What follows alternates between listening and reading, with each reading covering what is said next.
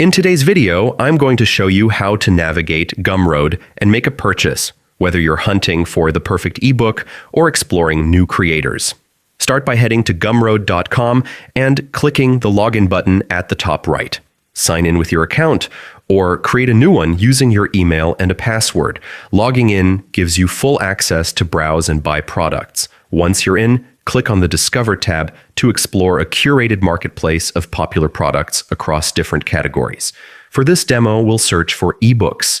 Type ebook in the search bar and hit enter. Browse through the results and click on any title that catches your eye to open the product page. Here, you'll see detailed descriptions, customer reviews, and pricing. When you've found the one you want, click Add to Cart. You can continue shopping or go straight to checkout.